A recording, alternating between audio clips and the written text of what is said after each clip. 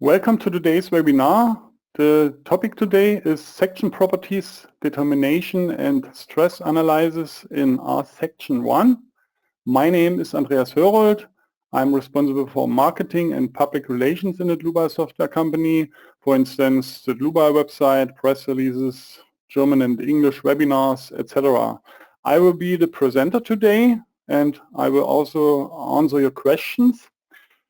My colleague Sonja von Bloh will be the presenter. She is responsible for our section and the add-on module or the add-on aluminum and also for customer support.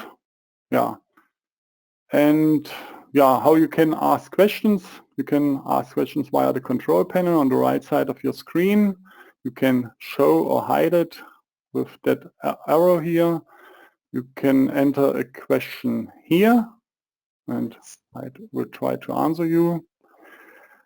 The other way is to watch the entire webinar and then email your question to info@dlubal.com. So I disable my webcam that you can see the full screen. So to the agenda, the first point is the main point. Sonja will create 3 cross sections. The first one graphically and tabular. The second one with using an DXF template, and then the last one via scripting. Then she will do a stress analysis, and the last point is evaluation and documentation in the printout report. Then I hand over the screen to Sonja. Okay, Sonja, it's your turn. I would also like to welcome you to today's webinar. The standalone program R section determines the section properties for any thin-walled and massive cross-sections and performs a stress analysis. If you want to design special sections in RFEM or RStab that are not contained in the section library, you can create them with R section. You can then import these user-defined sections into RFEM or RStab. Today I'm showing a pre-release version of our section to show you some features that are not yet included in the customer version. To create a section, I go to File, New. I first enter the name of the section in the input box model name.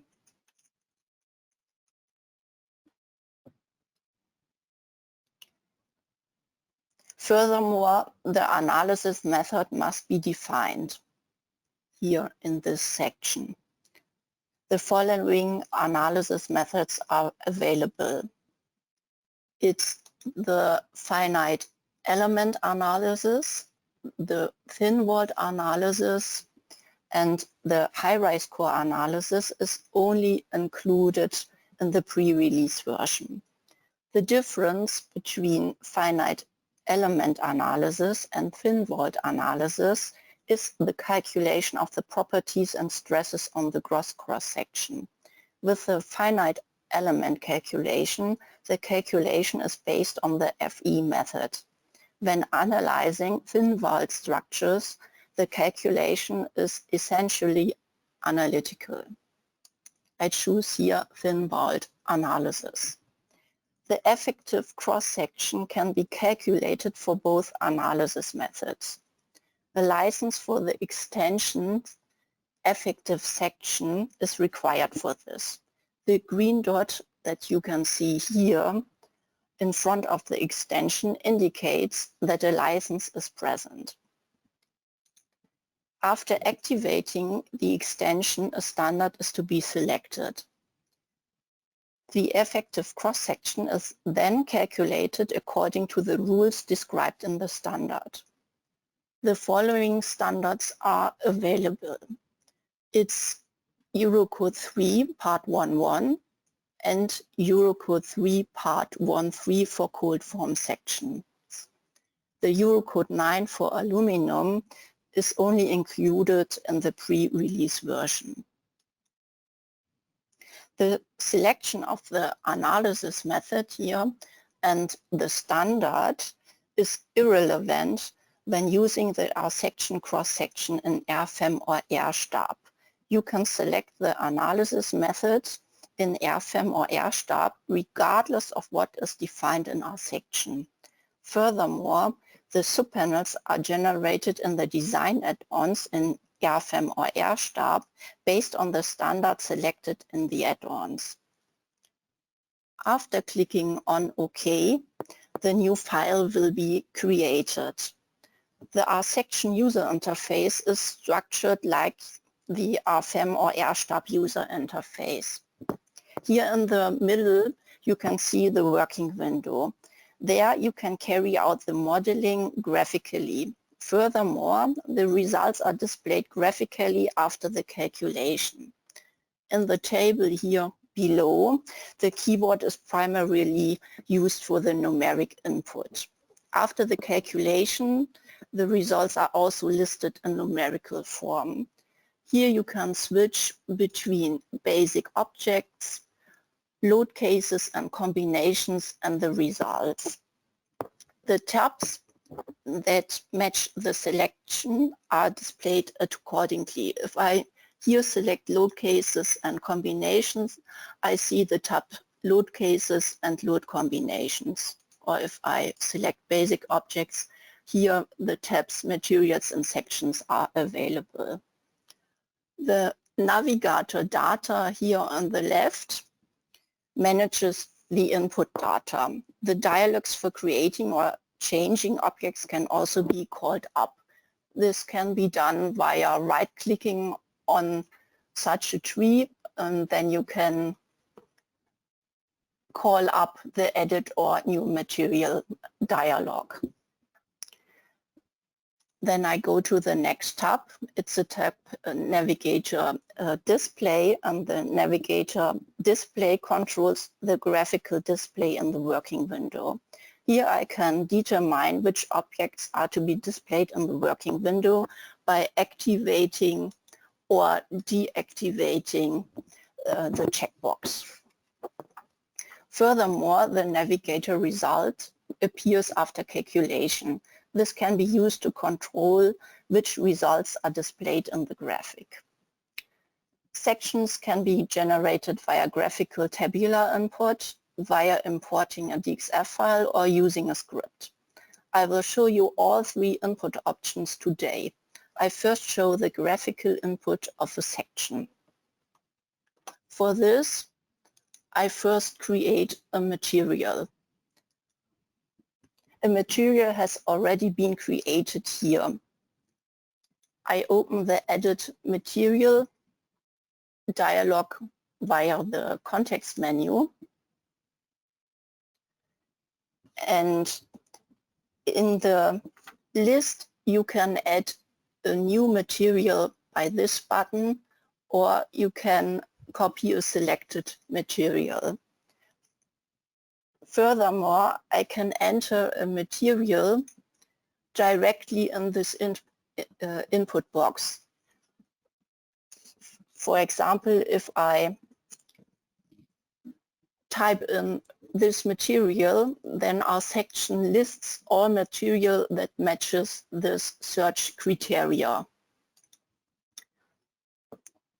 Additionally, I can also open the material library via this button. In the material library, here on the left, filters are available to quickly find the material. If I filter by the material type, and I choose here steel, for example, then I see in the list all steel materials. Furthermore, there's also a search available here on the bottom in which I can search for material. Here I search for steel S355 and I want to get this material and I click here on OK. If the material is not available in the material library, I can create it. I can do this by activating this checkbox, user-defined material. I can adjust the material properties in the next tab, material values. I don't want to do this today, so I deactivate this checkbox again and click on OK. Then I insert a cross-section from the section database. The cross-section library is currently only included in the pre-release version, but should also be available in the customer version soon. To insert a section, I go to New Section, and here in the window I can create a new section or copy the selected section. I can write here the name of the section like in the material window, or I can open the section from library. The section library, here are many sections available. Here I choose the angle section. In the list here I have also a filter option or a search option. And here I want to choose an angle that's 200, 150 and 12 millimeter. Here I choose the angle from the standard DIN, and then I click on OK. I can modify the location or rotation of the cross-section before inserting it. The angle should be mirrored about the y-axis, so I activate this checkbox. I want to rotate this cross-section by 90 degrees, so I type in this, and I can see all the changes that I made here in the graphic. Furthermore, I select the offset point in the graphic. I select here this point. I can only enter this offset point directly here in this input boxes. At this offset point, the cross-section will be placed at the insert point. The insert point can be entered in the input boxes here, or I can pick it in the working window. I will do this. So I pick here this insert point, and then I click on OK. When inserting this thin void cross-section, two elements were created. I will show you this. This is the first element and the second element. The definition of elements is required for the classification and the calculation of the effective cross-section, since the subpanels are only available here. I activate the display of the subpanels in the navigator display by activating the checkbox subpanels. The subpanels are automatically generated based on the standard that's selected in the window-based data. These subpanels cannot be changed. If no elements are defined, a cross-section classification and a calculation of the effective cross-section is not possible in our section and in the design add-ons of RFEM or RStab. In the design add-ons, such a section is handled like a class 3 section. Elements must be connected for the calculation of the effective cross-section. The connection is to be made via the start and the endpoints of the elements. The element 1 here, that's here selected, has the start point here, and this is the endpoint. If two elements share the same points, they are connected. Here element 1 and element 2 share the same point, so the elements are connected. Based on the elements, some cross-section properties, such as torsional moment of inertia or warping resistance, are calculated if the thin-walled analysis method is selected. If the finite element analysis is chosen, the cross-section values are calculated using the FE method. The effective cross-section will always be calculated through the elements.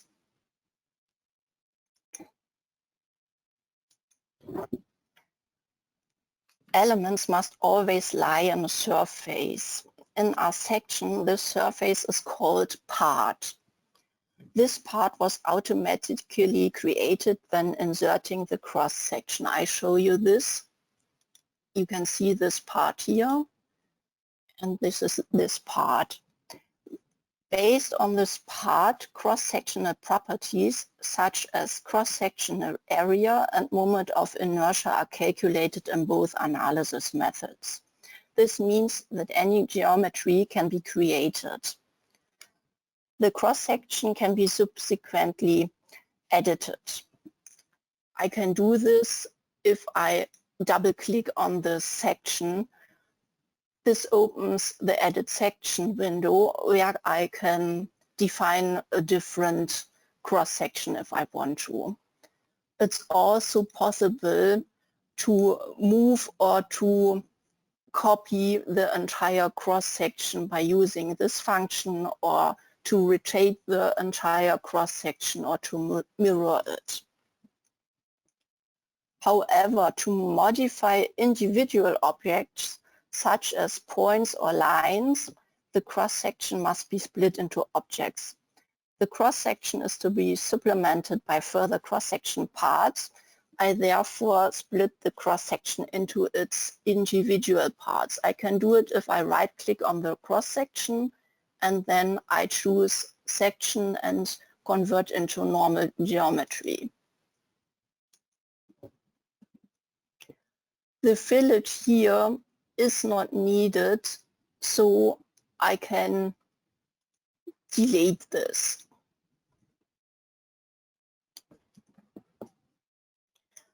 I want to add additional elements. Elements can be created graphically or via a dialog box.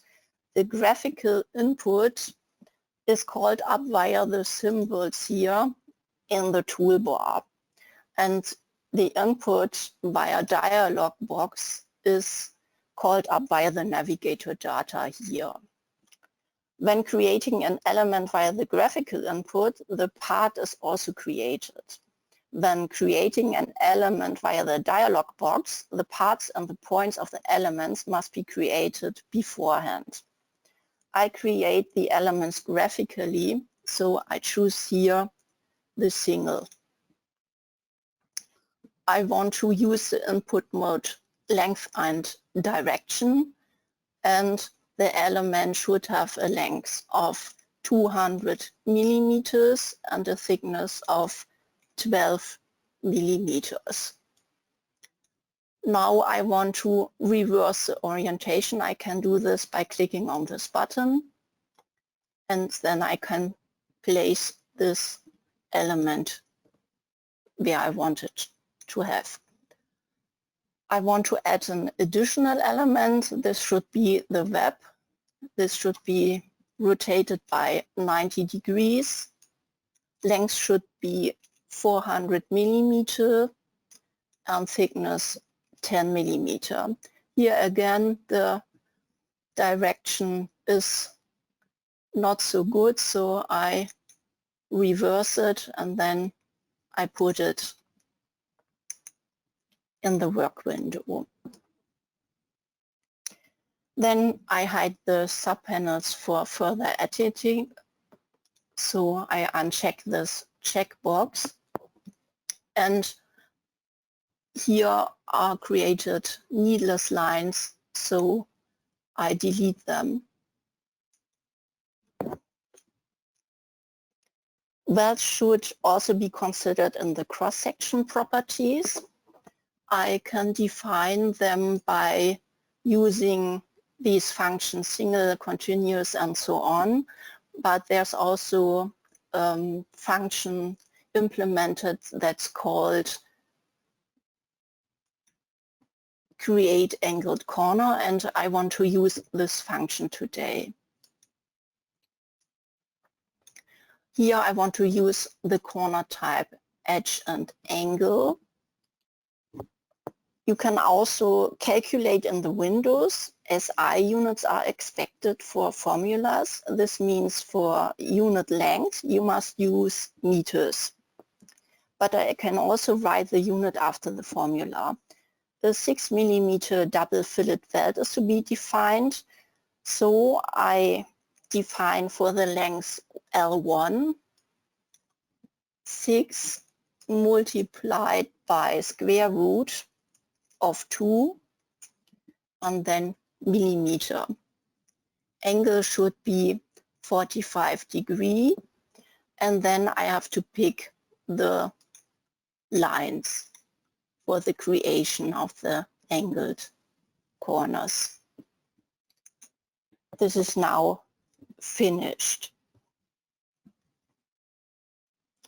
Furthermore, I still must create the part by selecting the boundary lines. I will do this if I change here to the navigator data, and then I go to parts, new part, boundary lines. Then I click here on the select button and select all lines and click on OK. If I zoom in, I can see here are some blue points. These blue points are the stress points of the cross-section. Stresses are calculated and displayed at these stress points. The stress points are generated automatically. Additionally, it's also possible to define stress points manually. You can define stress points here via navigator data. If you right-click on it and choose new stress points, then you must define the coordinates and so on. I don't want to do this. The section is now ready, so that brings me to my next point. I want to show you the creation via DXF import. DXF files can be imported via menu File, Import, DXF.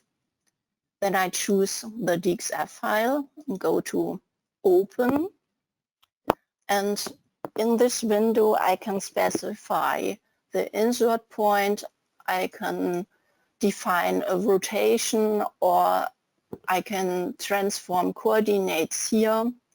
And if I have very small lines in my DXF template, I can minimize tolerances in my model by activating this checkbox. Furthermore, it's possible to define the DXF template length units. Here I choose automatic. Then I click on OK. And then the lines will be created. First, I define the material. I want to use an aluminum material. For this, I added this material. I open the material database and then I look for this material.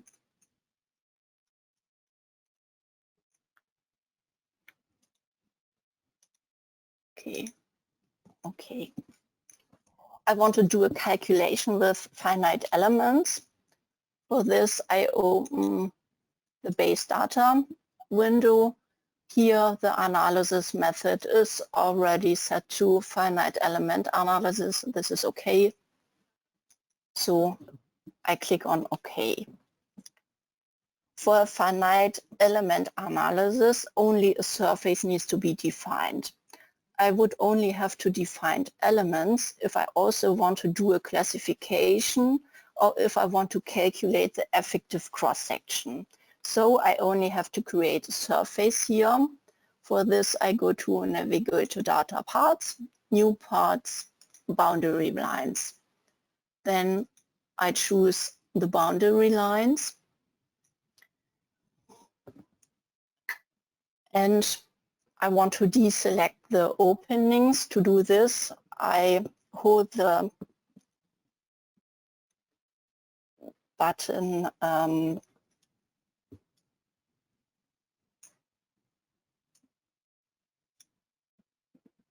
choose the lines.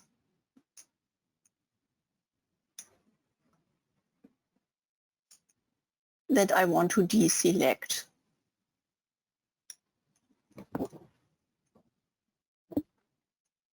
Then I click on OK.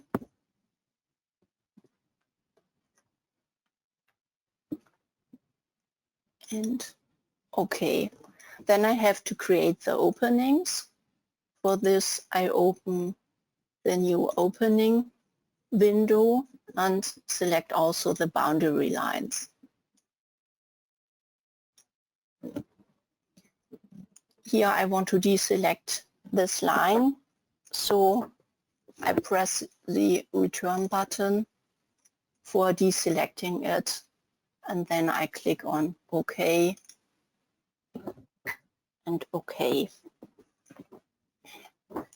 I can create the other openings by rotating the created opening. For this, I select the opening and then I go to rotate.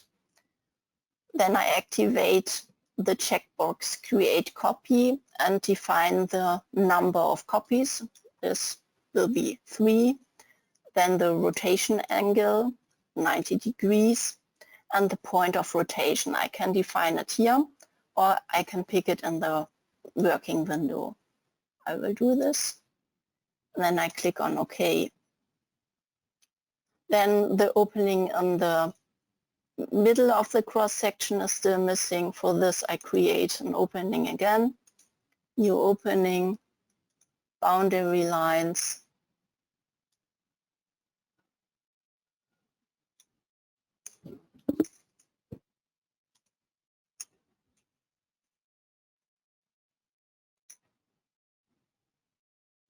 And OK. This completes the cross section. This brings me to my next point, creating a cross section via scripting. For this, I create a new file. So I go to File, New, Example 3, and OK. Via scripting, you can create or delete the topology, the load cases, or the internal forces. However, you cannot read results, access external files, start a calculation, open or close files, or communicate with other applications like Excel. The programming language is JavaScript. You can use the console for input. The console can be opened via View Console. In the console, you can find a list of objects and attributes via the Info button. If you click on a property like points coordinate 1, the description of the property is displayed. The object property can be inserted into the console with a double click if you want to. I don't want to do this. When creating a cross-section via a script, I must carry out all the steps that I also have to do when entering data via the interface. For example, I must create points, define the coordinates of the points, etc. I would like to show you a small example. First, I want to create a point with the number 1. I open the table of points so that you can see the results. To create the point 1, I enter points dot create, and here in the brackets I type in 1 for point number 1. Then I press return, and you can see here on the table point 1 is created. Then I want to modify the coordinates of this point. For this, I enter point, and in the bracket the number of the points from which I want to edit the coordinate.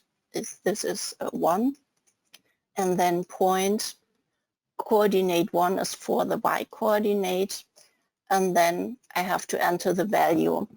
And here again, the inputs are interpreted in SI base units, and for the coordinate this would be meter, but you can also write the desired unit behind it. So I write 0.00545 millimeters, and you can see this in the table here, the y coordinate changed to 5 millimeter. I will do this also for the z coordinate, so I type points 1 point coordinate 2 equal 8 millimeter, and then the coordinate changed to 8 millimeter. I can also save the commands that I enter in the console as a script in a script file. This has the advantage that I can run the script again and again. For the creation of script files, you only need an editor, like for example Notepad++. Some sample scripts have already been created. You can find these scripts in the script manager here in the folder example or section. Here you can see the example 1 and example 2. You can create here in the script manager additional directories and scripts. This is possible directly in Windows or via the context menu in the script manager. If you right click here, you can create a new script or a new folder. You have also the option of creating a simple input dialog. I have done this in my example. If I run the script, you can see here's an input dialog. I close this here. How to do this? You can create this input dialog with an XML file that is located in the same directory and has the same name as the JavaScript file. I can open or create the input dialog via the context menu properties. So if I go here and right click and choose properties, then I can see here this XML file. I open an image of my input window so that we can see what has to be done. Here the variable name is to be entered with argument name. Here I've entered the variable names DH, DB, and so on. These variables are used in my script. Then I have to enter the default value. The default value is the standard value. For my height, I have entered 96, and this is the value that you can see in my input box here. That's the blue highlighted value. Then I have to enter the label name, and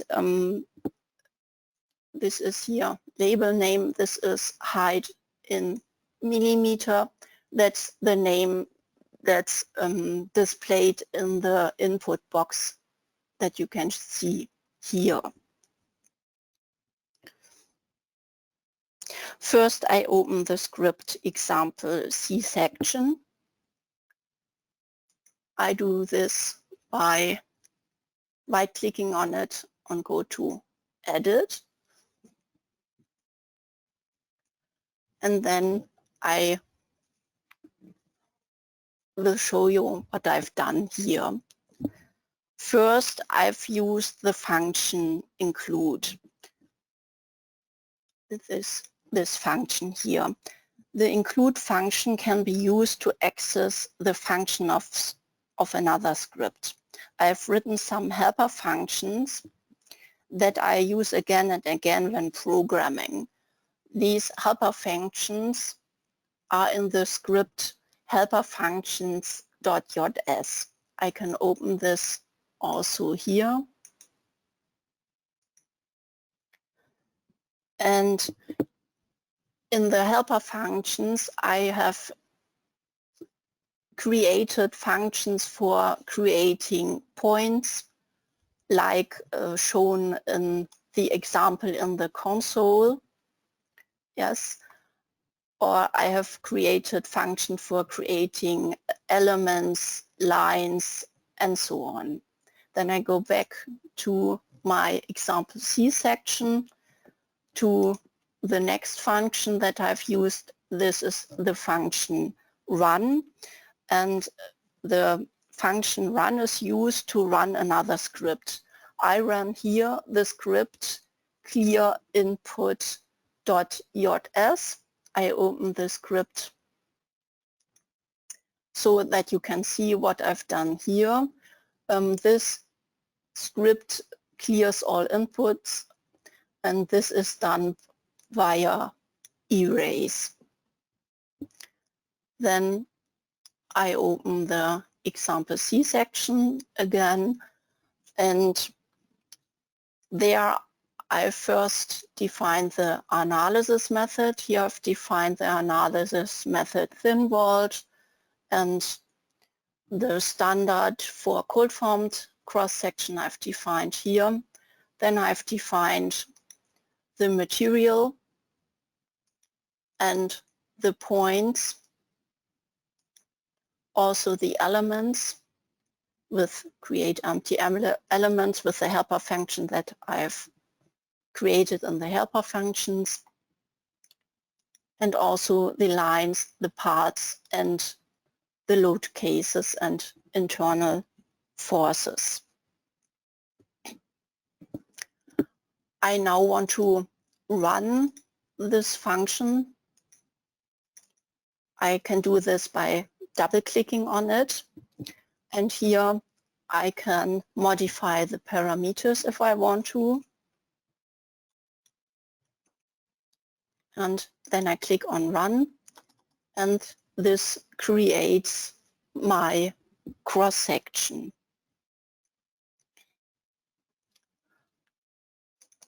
I can open this again.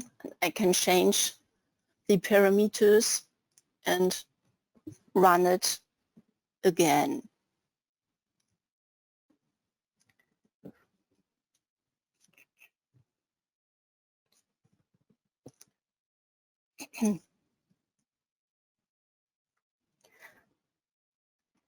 I would also like to use this example to show you how to calculate stresses on the effective cross-section. The script creates a cold form cross-section. In the base data, the analysis method thin-walled analysis and the standard cold form sections were selected using the script. I can show you this if I open the base data dialog again. Here you can see analysis method, and Eurocode 3 part 1.3 is chosen. And to calculate stresses or the effective cross-section, a load case must be created first. I can do this in the navigator data. Here you can see the load case. I've done this via the script. Then I have to define internal forces. The internal forces can be defined manually or can be imported from RStab or RFEM. To import internal forces, I open the table internal forces. Here you can see internal forces are already defined. I have defined an axial force, a compression via my JavaScript file. But if you want to import internal forces from RFEM or RStab, you can do this via the Import Internal Forces button here. And here you can choose the program from which you want to import the internal forces and the file. The file must be saved with results.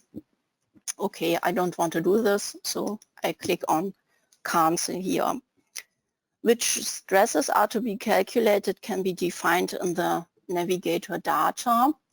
You can find this in the tree stresses, stress configuration. I double click on it, and here via the checkbox you can activate or deactivate the stresses that have to be calculated. Here sigma x total and tau total will be calculated. This is okay for my case. Okay, I now run the calculation, so I go to calculate all, and in the navigator results that you can see here, you can switch between the results of the gross cross-section, that's here the part thin wall analysis, and the results of the effective cross-section. And here I choose the stresses, and I can see here the effective widths, and I can do the same in the tables. For the numerical results, I have here also thin wall analysis, section properties for the gross cross-section, statical moments, unit stresses, and so on for the gross cross-section, and also for the effective thin wall analysis. For cold form sections with edge or intermediate stiffness, like this section, distortional buckling can occur. In our section, distortional buckling is determined using the eigenvalue method. In the future, the mode shape will also be displayed in our section. The influence of distortional buckling is taken into account by reducing the thickness. You can see this very nicely in the graphic. If I zoom in, you can see here that the thickness is here reduced. Stresses can also be calculated using the finite element analysis. For this, I open my second example. I go here to this file, and here I have to create first a load case. So I go here and choose new load case. I can give the load case a name, my plus mz. Click on OK, and then I have to define internal forces. Here I want to define a bending moment, my 1.5 kilonewton meter, mz 0.5 kilonewton meter. Okay, then I click on calculate.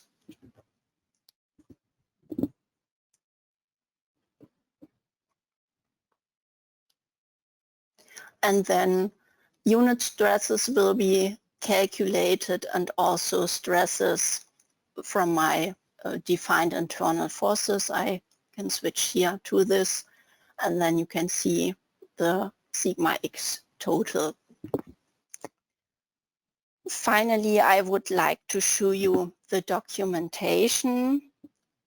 You can create a new printout report in Navigator Data. If I go here to printout reports, new printout report, in the printout report manager, I have to choose the report items that I want to print or that I want to have in my printout. by activating or deactivating the checkboxes. I don't want to have these stresses. I only want to have the section properties and stresses by loading. If I click on Save and Show, then printout will be opened. And here all tables of my inputs are inserted, and also my results in numerical form. It's also possible to print graphics to the printout. I will show you this too. I can do this via this button, Print Graphics to Printout Report. And for me, this graphic is a little bit too small, so I can resize this. I choose for this the option Define an area on the graphic. Then I select the area on this graphic.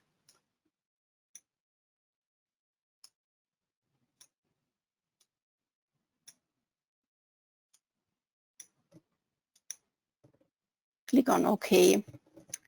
I don't want to have the panel inside my graphics, so I choose here that this should be outside the graphic. And I always see in the preview how is this displayed, and if I click on Save and Show, then this graphic will be printed to the printout. With the documentation, I have now come to the end of my presentation. I now give the floor back to Andreas. Okay, thank you, Sonja, for this nice presentation. I would like to give you two free tips, additional tips, main tips. If you open your RSECTION or RFEM 6 or RSTAP 9, you have got here the Dlubal Center. And if I open the Dlubal Center, I can open it here. Okay, you have got here your models and the templates and blocks and your account. If you are registered, you can register for free, and then you see here your account. You can see it here. For example, the extranet messages with new versions, new videos, recorded webinars, etc. Then you've got here your data, the data of your company, your licenses, the products to download. Those are the newest files for the new generation and also for the old generation. And quite important here, development. You can see implemented features here for RFEM 6, RSTAP 9, RSECTION, etc. You can submit your own requested feature. Then you can submit a bug if you find a bug in the program, etc. And I switch to the website. If you already have got an account, you can enter your email and your password here, and then the extranet that I showed you before will open. And if you don't have any account, you can create a new account by clicking this button. So then another tip under education, on the left side here you see e-learning and then RFEM 6 for beginners. We released a tutorial of 20 videos. It will help you with the first steps in RFEM 6. It's for free as well. And in the next days, next week, I think you will get an email to the webinar with the recording, but you can find it also by using our website, news and events, then webinars, and then you can click here and you will find the recording here and the files, models, etc. here. Yeah, but you will get an email with a link to that page here. Yeah, then I have to say thank you for your attention. Thanks to Sonja for this nice presentation. I wish you all a nice rest of the day and bye-bye.